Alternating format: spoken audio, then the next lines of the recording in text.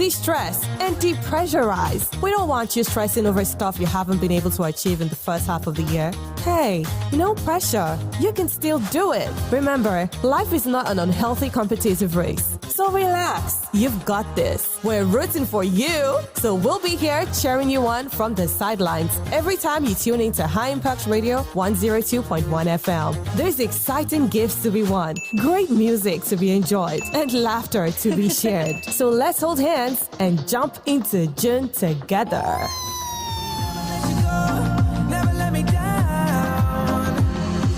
Welcome to High Impact Planet Amusement Park, Resort and Hotel, Nigeria's world-class destination where excitement lives and memories never fade. Located along the Lagos-Ibadan Expressway in Ibafo, Ogun State, discover over 60 thrilling rides and attractions. Get to feel the rush and joy everywhere you turn. From coaster adventures to fun indoor games, it's the perfect spot for family time, school excursions, and unforgettable days out. Planning a team outing or corporate retreat? Enjoy our conference rooms and team bonding spaces designed to make every moment worthwhile. And when it's time to relax, unwind in our comfortable hotel rooms and service apartments with delicious meals. Because what we give is a complete experience. This is where magic happens. This is where memories are made. High Impact Planet. Fun just got real. Send us a DM on Instagram at High Impact Planet NG or call 0814-229-9509 to book your experience today.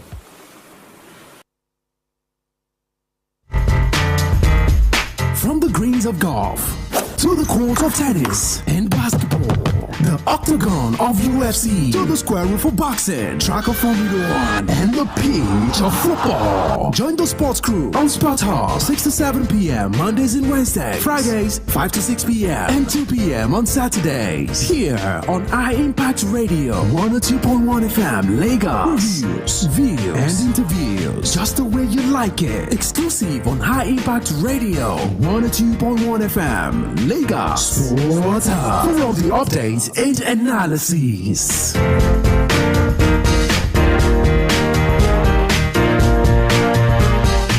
Hey, High Impact. Hi, how may I help you? So I have chess game with my friend later on today. When is the best time to play chess game? I guess you're bored. Usually in the evening, but definitely before you are too tired. My very best chess, of course, is generally played at the times when I'm winning, unless my opponent decides to take a bow. I'm definitely not taking a bow. Thank you. I hope you win. Hey, High Impact. Hi, how may I help you? Who is the fastest man in the world? That's very simple. It's Usain Bolt. He is the fastest runner on the planet, setting the world record for the shortest 100 meters sprint time of 9.58 seconds. Wow, thank you. You're welcome. Hey, High Impact. Hi, how may I help you? Who is the shortest basketball player in the world?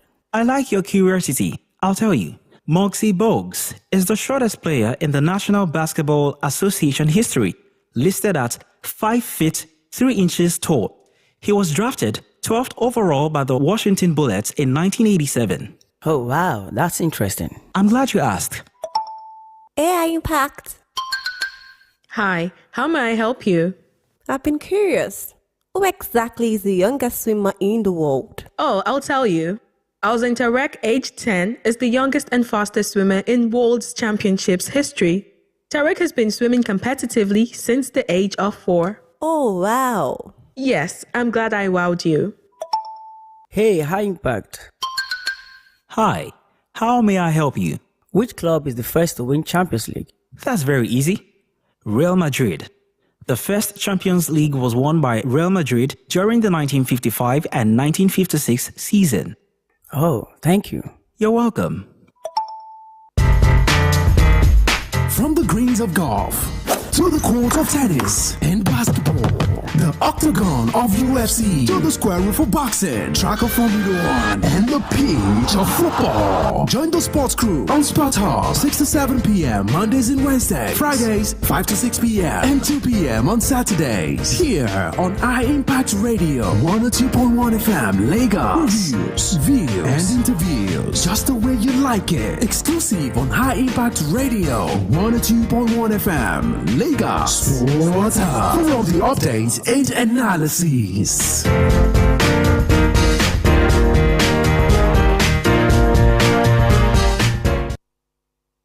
This is Sports Hub on High Impact 102.1 FM. For the best in sport entertainment, tune in to Sports Hub on High Impact 102.1 FM. This is Sports Hub on High Impact 102.1 FM. For the best in sport entertainment, tune in to Sports Hub on High Impact 102.1 FM.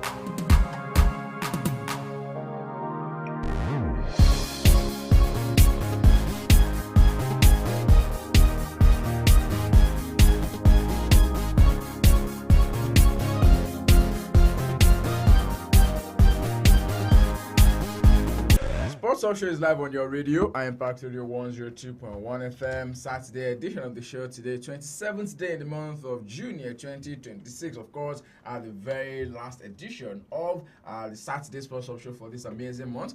We've still got one more Sports Up before we wrap up the month of June. That is going to be on Monday. God spare every one of us. We are right here to serve the very best of stories that are currently making the rounds in the ever exciting, ever dynamic, and the sometimes controversial world of sports. We are not doing bits and pieces on the show this evening.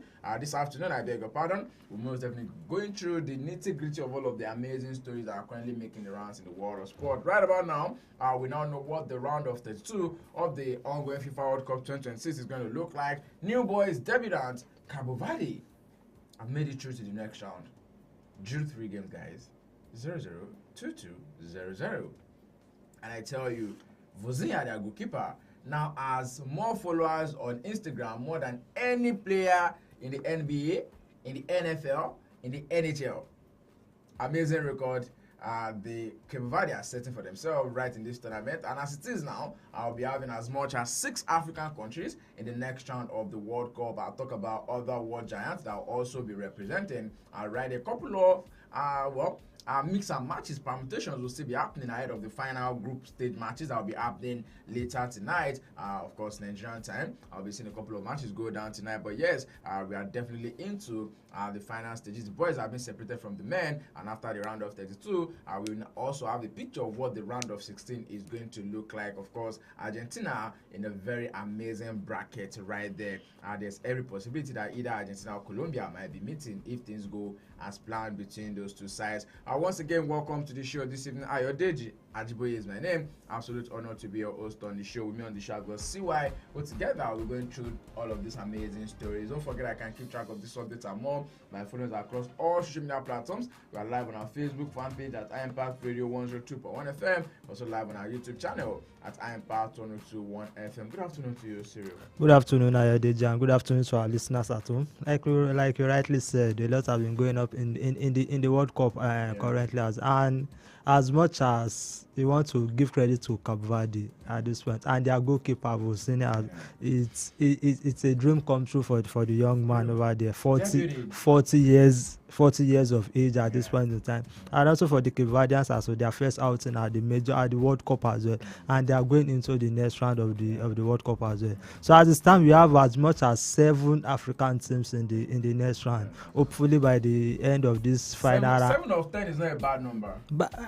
But probably by the end of this final round match, we'll be having 9 exactly, because there's still chance for DR Congo and the Algerians as well. So probably the only African team that is officially knocked out of this tournament has to be the Tunisians as well, and you can understand it is Tunisians as well. And it's going to be a good one for the African continent as it stands like this. And at the end of it, hopefully we'll have 9 African teams, 9 out of 10 in the round of 32, and it's going to be a good one for Africa, for the African continent. If you ask me, having 9 out of 10 moving to the next round. Of course, I mean, about the fact that we are playing a 48-nation tournament, this is the first time we'll be seeing as many as 3 African nations qualify to the next round of the World Cup. Exactly. And the farthest an African team have gone is at the last World Cup semi-final. It was only the round of the quarterfinals. And with the way the bracket is being scheduled at this point, probably if things go according to plan, an African team will also be making it to the quarterfinal at most at this World Cup as well. So good one for the African team representing the African continent at the World Cup. Let's see how that particular one is going to pan out. We'll still come back to that story on the show this afternoon. I beg your pardon. Don't forget that a couple of days ago we broke the news to you that the Nigeria Football Federation has definitely what was it called now? Agreed to a new contract terms with Eric Cho, and then a couple of other things in that particular new contract. But then there's been a bit of backlash from football enthusiasts, especially some of the ex-players, some of the administrators are saying, look, if you can do this for Eric Cho, we also expect that you do the same thing for Nigerian indigenous coaches as well. Plenty of thoughts concerning that particular one as well. Taking thoughts coming through from the Nigerian Premier Football League and also the President Federation's Cup. It's been said that Kwara United have still not gotten their prize money for winning the Federation's Cup last year, and we are already preparing for another final between El Kanemi and Ikorodu City down on the side. In the still coming through from the home front of the show, we'll talk about the Nigerian Basketball Federation that are loading the Nigerian Stars in the 2026 NBA draft.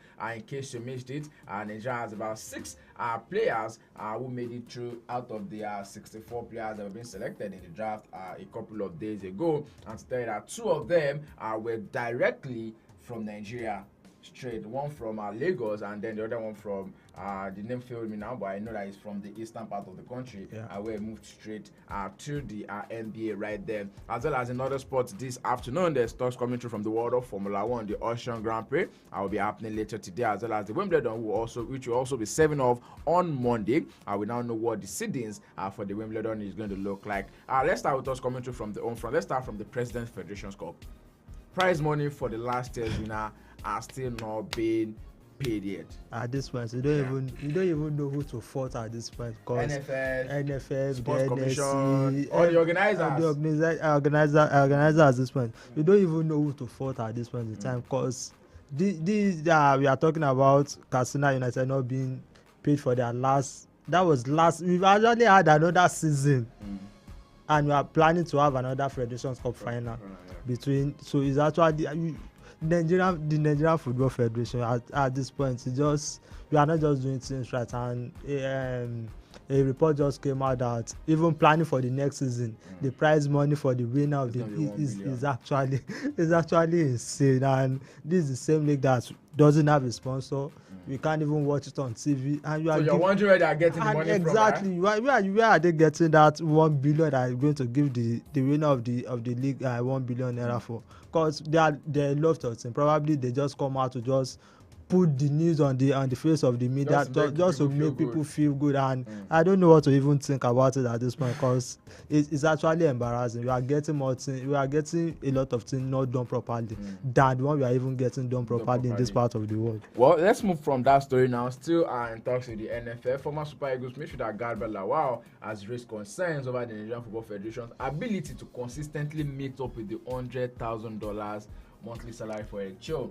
Because the little birdie is whispering that Eric Cho will still be bringing in additional assistant coach because of the new job he's going to be taking up with the Dream Team. Exactly. And so who pays? Exactly. This is the same NFF that come out to say that they don't have the money to pay foreign coaches at some point in time, and they will tell you that the coach has to pay from his own salary. Exactly, and to stuff. pay his own personal staff as well. And now they are coming out to say they are going to be extending his contract first. We don't even know how long the contract is going to be extended for, and it has been agreed that it's going to be $100,000 monthly salary at this point in time. So we wait and see. Let's hope they won't come back and say there won't be a back and forth between Eric Chell at some point and then NFF at this point in time. And also he has also taking the job of the under 23, the dream team also as also part of his job at this point in time. So if you are giving him this much responsibility, his pay has to be consistent as it is as well. No doubt his chair has actually come out and changed, as in the way the Super Eagles play, the way we see the Super Eagles at this point. No doubt about that. But if they are going to maintain a Richel, giving him the under 23 to handle at this point in time, and increasing his salary to $100,000 as well, they have to just keep up with it at the end of the day, so that they won't come back and then Richel won't come back and say the NFF are actually owing him at some point in time as well. Right. So the extent of the contract, we also don't know how long it's going to be. Okay, let's move on from that now. Quickly, let's take this story coming through from Athletics on the show as it concerns Nigerian athletes. It's been said that Nigerian sprint sensation Samuel Ghazi has officially announced his decision to turn professional, bringing the cutting down a remarkable collegiate career at the University of Alabama that established him as one of the greatest 400 meters runners in the NCAA history, and leaving as the fourth fastest man to ever run the one-lap event. The 20-year-old elected to forgo his remaining NCAA eligibility after 3 extraordinary seasons in the United States, during which he evolved from a promising teenager into a genuine world-class athlete, and systematically dismantled the Nigerian 400-meter record. It's been said that he's had an amazing record in the 400-meter in the collegiate grade. Ghazi will blaze to 3.38 seconds to win the NCAA Outdoor Championship, shattering the NCAA record and placing him 4th on the all-time global list for the event. And across the collegiate career, he has progressively lowered the Nigerian 400-meter record from 44.02 seconds to 43.82 seconds before he now made an historic 43.38 seconds, announcing him to the global athletic community as a genuine medal contender.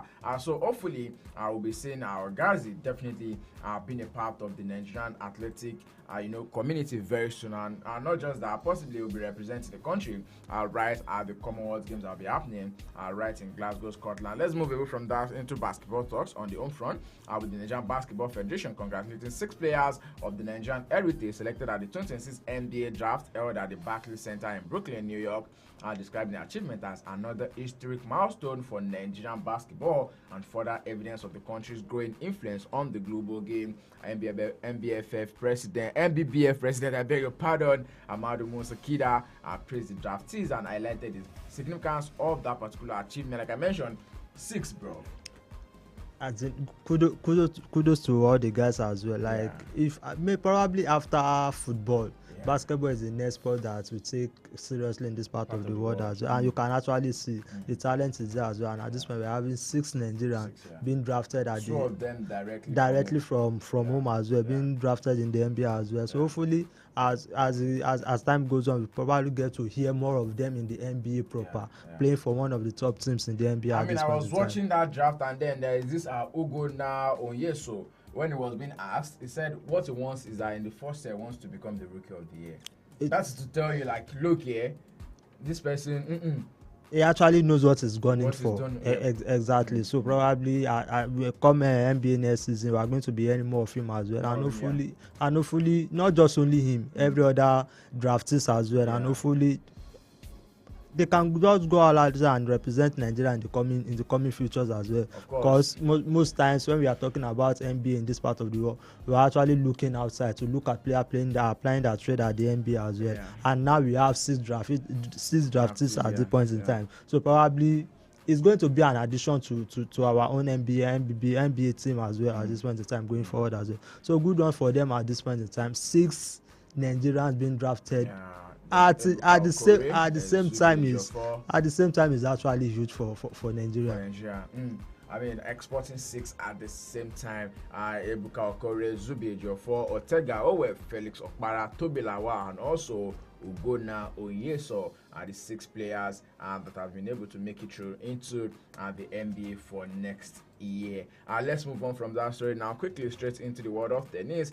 Just like I mentioned at the start, the third Grand Slam of the year, which is going to be the Wimbledon, will be serving up a couple of hours away from now. Let's quickly talk about what the seedings have been and the players that will most definitely be favorable to go into the next round. Let's start from the ATP, where it's been said that for the past 2 years, Yannick Sinner and also Carlos Alcaraz have stood a class above the rest of the men's tennis. But then, in the last couple of weeks, we can see that Yannick Sinner have been succumbing to a bit of wrist injury, especially in April. And then world number 1 Sinner has also almost entirely become untouchable right in that particular game. Sinner fell victim to one of the biggest shocks at the major in recent years at the French Open, where he exited in the second round despite leading Argentine Germano Cerundolo by 2 sets and 5-1 in the third round. But then these 2 guys will coming back for the Wimbledon this time around. Exactly. You want to see the big boys at the Grand Slam, and it's a good one for Alcaraz and Sinner at this point. It's funny how 19 and 21 year old exactly. It is what it is. And those you feel that they are supposed to be giving these guys a run for their money, they're actually not living up to Sinner dominated ATP for the first 5 months of this year. I mean, he had 30 match unbeaten streak here between March and May, where he won 5 consecutive Masters 1000 title on hard and clay courts. And probably you feel at the age of 21 and 19, probably you might be talking about winning more Grand Slam in the nearest future as well. Probably not beating the record of Novak at this point, because if it is not Sinner, it's either Alcaraz. I don't think there's any other competition. Probably like the last French Open, Alcaraz was out of that game because he fell ill on the court as well. So those are the only things, either illness or injuries, that can only stop these 2 guys from winning if they're either playing each other on the court as well. And I feel at this point, if they manage to stay fit, probably the number of Grand Slams they are going to, some will call it start padding at this point. Football at this point. Well, it is what it is. Well, you can only play who is in front of you. In the WTA, American superstar Serena Williams will make a highly anticipated singles comeback at the Wimbledon against Australian world number 53 Maya Joint in the first round. Williams, the 7-time women's champion at the All England Club, has been given a wild card to restart her singles career at the age of 44. Don't forget that she's not played competitively since the US Open in 2022. Maya Joint, who is 20, lost in the first round on her Wimbledon main draw debut last year and won just one of her past 14 matches. You can tell that this is more like a smooth ride for Serena Williams. Hopefully we'll see her go into the second round. Exactly, just to see how far she can go in this competition as well. And that is one thing about most of these athletes. At the age of 44, you feel he has actually called it quits with the tennis as well. Feels boring. And that is why you feel with these athletes. Probably if they are not doing what they have been doing for so long, every other thing feels boring as well at this point. So he's been given that white card as well. Let's see how far he can go in this Wimbledon competition also. Yeah, there's also the British number 1, Emerald Raducanu. Hopefully she doesn't, pull out due to injuries again. Currently seated 30 is set to start against Croatia's Antonija Ružić, but there are concerns about her fitness. Of course, I know that there's always going to be a clause about Emerald Raducanu, honestly, since she won that US Open in 2021. Exactly, and some people would tell you it it was just by luck he won that. Yeah. That I mean, I Grand know Slam someone as for well. sure. Warit is Exactly. never a He's fan. Warit is never a fan fan of Emma Raducanu. Well, again. she could face Aryna Sabalenka in the third round, just as she did at the Wimbledon last year. While in the men's draw, Britain's Jack Draper has been handed a tough first-round match against American 6'8" Taylor Fritz. Draper is continuing his return after a catalogue of injury problems, with Andy Murray now in his coaching team and has reached the Eastbourne semi-finals in his first tournament since April this year. Seven-time champion Novak Djokovic starts his latest bid for an outright record 25th Grand Slam title against China's Wu Yibing. World number one Yannick Sinner, who has not played in competition since shock second-round exit at the French Open in May, will be starting against Serbia's Miomir Kecmanovic as he bid to successfully defend his Wimbledon title. The Italian's close rival Carlos Alcaraz is not going to be playing as he continues to recover from a wrist injury. The reigning women's champion Iga Swiatek will begin the defense of her title with American Taylor Townsend right there in the first round. You can tell that there's definitely the likes of Yasmin Paolini who will be up against Rhoda Montgomery. There's also the likes of Maria Sakkari. There's Andrea Ayala. There's Karina Pliskova, Iga Swiatek. I mean, but one thing is that all eyes are on Serena Williams right now. Exactly. Most definitely. Exactly. Everyone wants to see how far she can go in this one as well. And I don't probably going into the third round. Second or third round will be a good one for her at this point, because at 44 and coming back after a long while from the court as well. Yeah. So for Serena, let's just see how far she's going to go in this tournament let's move into the world of Formula 1 right now. Big stories coming through from the first and the second practice that were being held yesterday. Don't forget that before this particular race, right in Austria, the FIA, as the Formula 1 governing body, has come out to say that that particular Austria was declared as an heat hazard race, which means that there's a bit of a heat wave in that particular place, and then the heat wave was whenever the heat wave goes about over 31 degrees Celsius, they come out to say like, look here, drivers need to be cautious and whatnot. But then let's talk about the race that happened yesterday, the practice race. Kimi Antonelli, who leads Ferrari's Lewis Hamilton by 41 points in the World Championship, was 0.237 seconds clear of Australian Oscar Piastri. The second McLaren of the World Champion Lando Norris was third fastest, ahead of Red Bull's Max Verstappen, with Hamilton in fifth, and the second Mercedes of George Russell in sixth position. McLaren also looked competitive on race pace, with Norris mixing it with the Mercedes for the best pace on the long run in the late session yesterday night. I did think that we'll be seeing the resurgence of the McLaren boy this time around, or it's going to be Kimi Antonelli once again who will take back that podium from Lewis Hamilton. I think for McLaren, they need to start stepping up as a stand at this point, because Kimi and his other guys are actually pushing ahead. George Russell are actually pushing ahead of them at this point in time. So for McLaren and the other guys as well, they need to step it up at this point in time, and hopefully they can actually that ended up on the podium as well. Of course, the Grand Prix right there in Austria, the qualifiers will be this afternoon about 2:30 British Standard Time. That is when the qualifiers will be happening. We'll tell you more about that before we wrap up the show this afternoon. Still the Sports Talk Show on 9 Radio 102.1 FM 0907 224-5018 is the gateway to the studio. 0907 224-5018 is the gateway to the studio. Don't forget, you can be a part of the show. Send us a message on WhatsApp, regular text message, and you can call us up. Away from that, now let's go straight into the world of football. Like I said, plenty of thoughts coming through from that particular sphere this morning. This afternoon, I beg your pardon, because of the amazing result, and then what it definitely looks like in the next round. Before we go into talking about the next round, a couple of matches that happened from midnight to last night to midnight. We saw Cape Verde drawing against Saudi Arabia. Uruguay losing to Spain, and Marcelo Bielsa did something in that game. Immediately, Muslera committed that outline in the first half. He subbed them off in the second half. But I feel like that was too harsh on the goalkeeper. Typical Marcelo Bielsa. Because I've read something about this particular Trionda board that they're using for the World Cup. It has a chip in it, and that chip makes it a little bit faster, more like the Jabulani. Exactly. Because So- I've seen keepers on occasions where sometimes they try to parry the ball, but it looks like it's much faster than them, especially with Jordan Pickford. Exactly, and for Marcelo Bielsa and Muslera and Damas as well, you feel he was actually frustrated, and there has been a lot of talks in that team. The dressing room is just in tatters.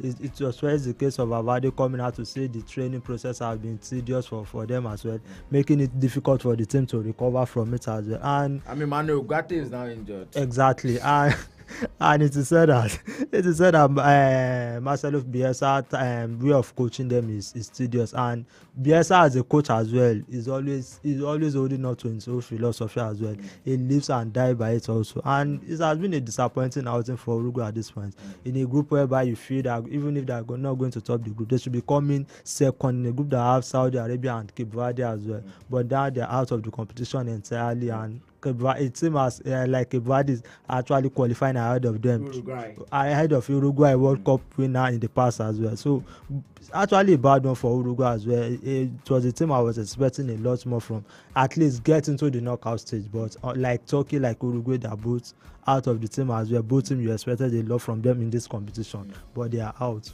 All right, Egypt played out a 1-0 draw against Iran, and then this particular match was a bit of subject of a lot of scrutiny because Iran were claiming that they scored a goal in the dying minute of that particular game, but then the goal was chalked off by the referee due to reasons being known more. Best known to the referee. Yeah, but then the goal was disallowed, and then it caused a lot of confusion in that particular game because the team thinking that they've gotten the winner, but then it was ruled out by the VAR after referee calling it a bit of offside. But then it is what it is here, because this time around we are playing much of a technology inclined football. It's becoming robotic at this point in time. A lot of technology being added to the game.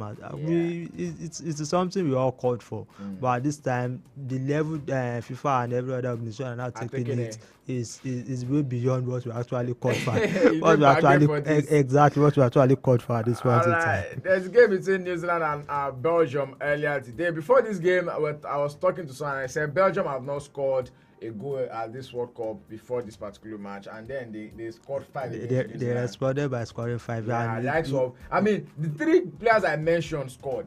I said Lukaku has not scored. I said Kevin De Bruyne has not even had an assist. I said Leandro Trossard has not gotten on the score sheet, and of course Trossard responded by scoring 2 goals. Kevin De Bruyne getting one, and Lukaku also coming off the bench also get another one as well. And you want to say it's against New Zealand, but it's enough for them to get into the next round of the competition as well. So let's see how far they can go from here, because the kind of performance, if they put up the same performance that they put off in the group stage, I don't think they are going to get farther in the knockout round, because in the knockout round there's no room for correcting your error. The only player I feel bad for is Elijah Just, because he actually has a hat-trick already. Yeah, it looks like mathematically they might be out of the competition. So it's good on a personal level, at least scoring a hat-trick at the World Cup. Exactly. So it's a personal record for him, but it's not enough to take your team through to the next round. And then later today you see Croatia and Ghana, Panama, and also England are one game that a lot of Africans will be looking forward to. And finally it's going to be Colombia, Portugal, Congo Democratic Republic, and also Uzbekistan. And then we have Algeria, Austria, Jordan, Argentina. Let's start from the Croatia-Ghana game. Of course, these 2 teams they need to win. If both of them wins, both of them are already, they're already through. But then England as well needs to get the needed points. Well, for Ghana, Croatia, probably they just need to play out a draw, and both teams will be qualifying at this point, because Croatia will be ending with 4 points, while Ghana will be ending with 5 points, and England top the group. England also top the group. Should they also draw their game as well? So probably it's going to be a soft landing for the 3 teams in this group as well, and for England, probably it's just do enough to get past Panama. If you can't, it is Panama they are playing against, get the 3 points and actually top the group as well. So for England, good, they are playing against Panama. They are supposed to win that one as well. And for Ghana, Croatia, probably a draw will be enough for the 2 teams to go through. All right, there's also, like I mentioned, a couple of other games by midnight. Colombia, Portugal, the big game of the life for Portugal, really. Is it game of the life for them? Of course, they are going to go through. Yeah. Exactly, they are going to they go need through, this but to win emphatically. they probably to send message to other teams in the Yeah, competition. like- Yes, I get it as well, and also to top the group as well. So it's going to be a tough test for the Portuguese team at this point against Colombia, because the Colombian team are also in form at this point in time. And for Portugal, like you rightly said, win. Just is it a case of get anyhow win or just win emphatically? If they can win emphatically and actually make a statement, yes. So the doubt of the first match against the Congo, whereby they play out a 1-1 draw, will be cast out of the team as well. And for Portugal at this point, everything is.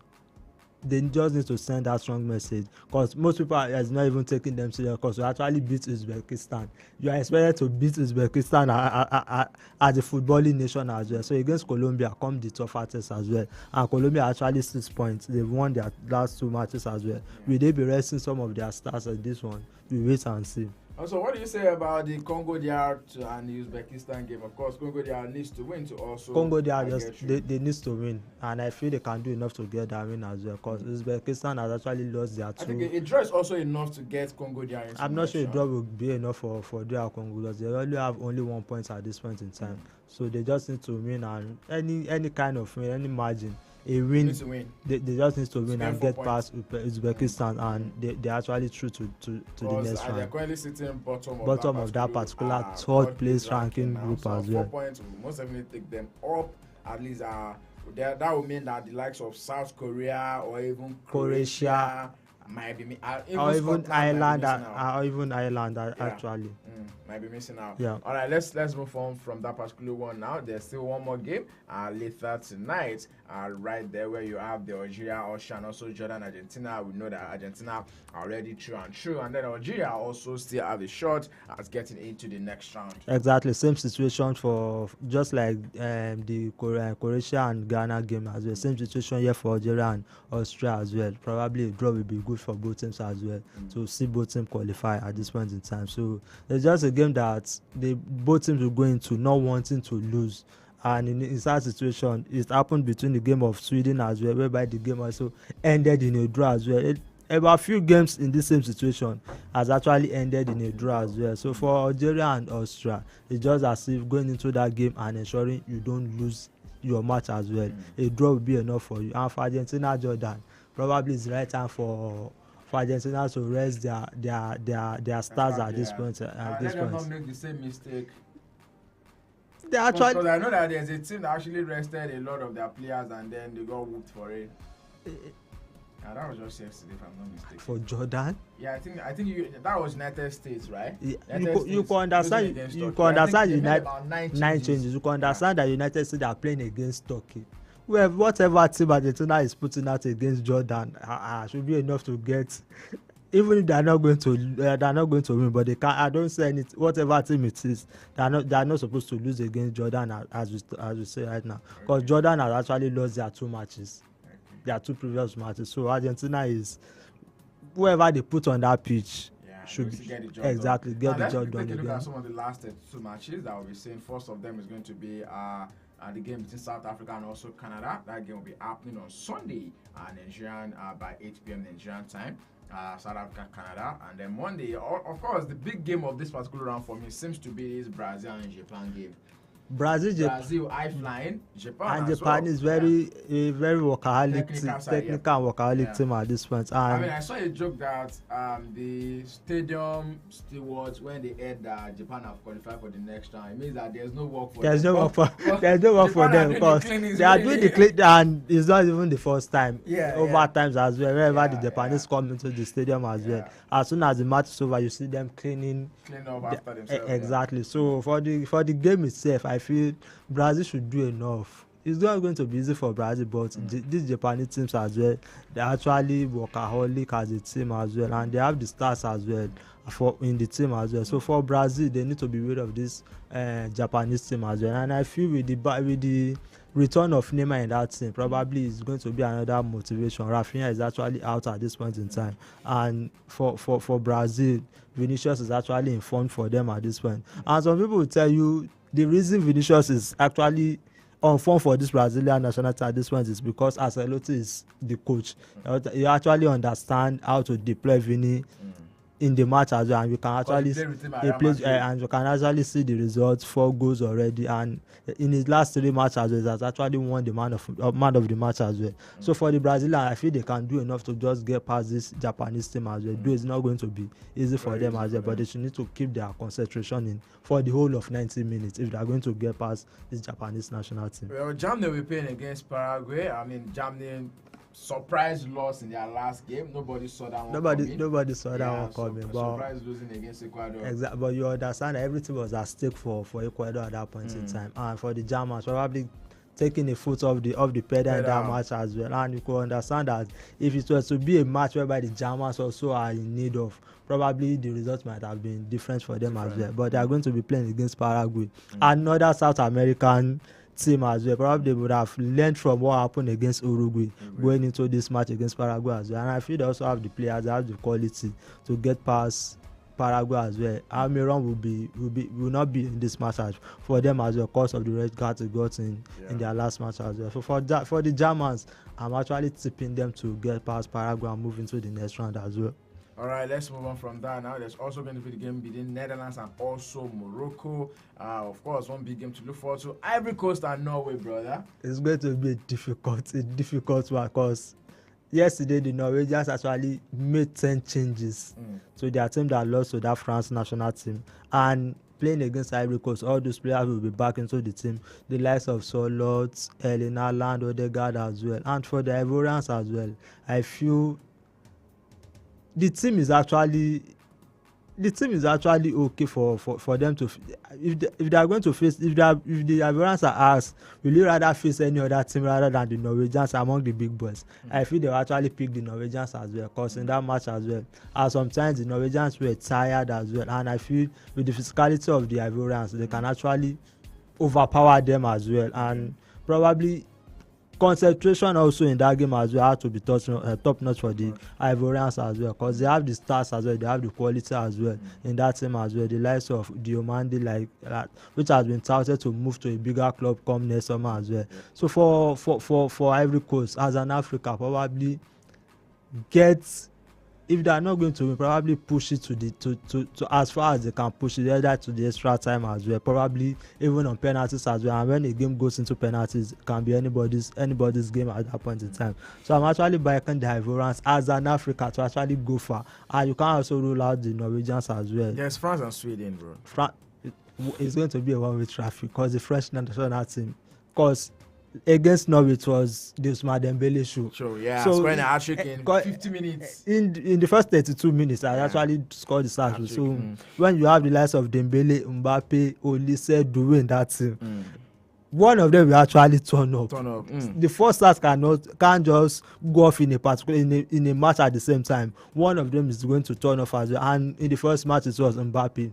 The second match it was Olise running string as well, and last match it was Dembele at that match also.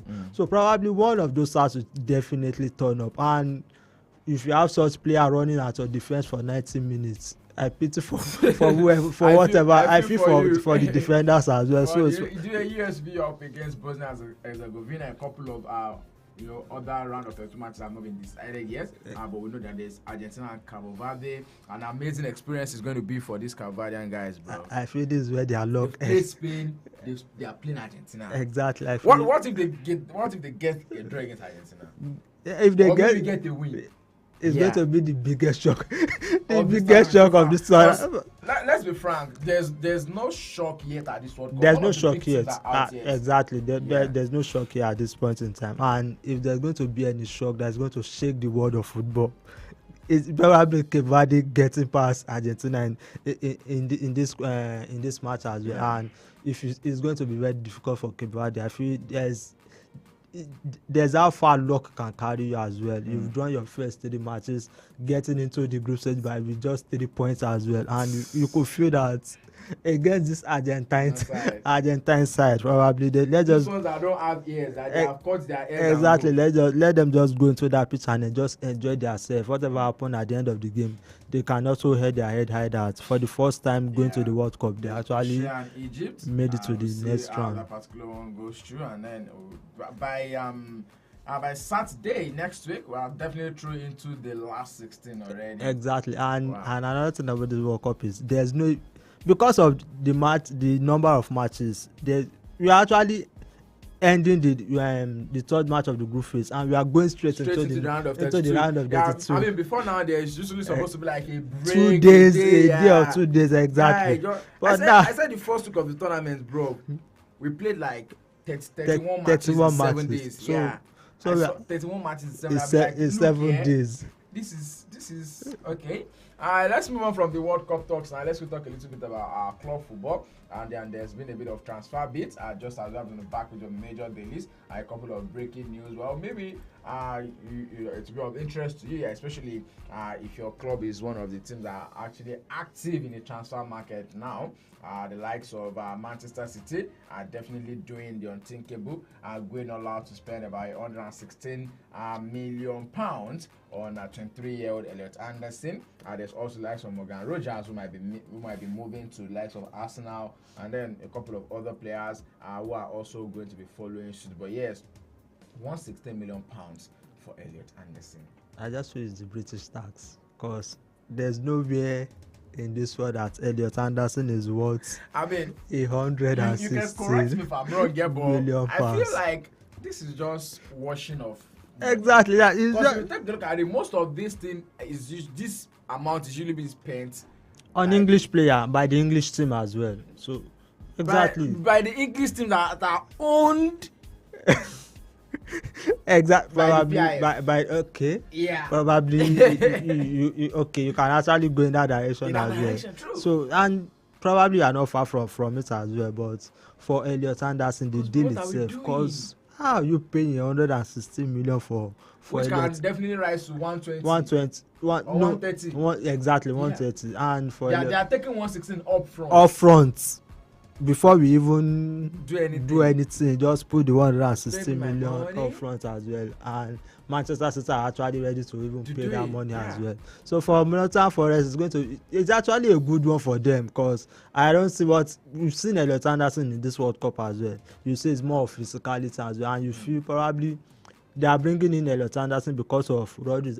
Bernardo is actually out of the team. Rodri as well is one leg in, and one this week I heard he talked about him leaving. The next week he's saying he's not leaving as well, probably as a backup for Rodri at this point in time as well. But for Nottingham Forest, they are the biggest winner in this deal as well, because we are getting 116 million pounds for a player in the mode of Elliot Anderson, and you feel he's an English boy as well, so the PR is also there, and the PRF are also ready to splash the cash as well. But like you rightly mentioned, are they using it to wash as a wash of money as well?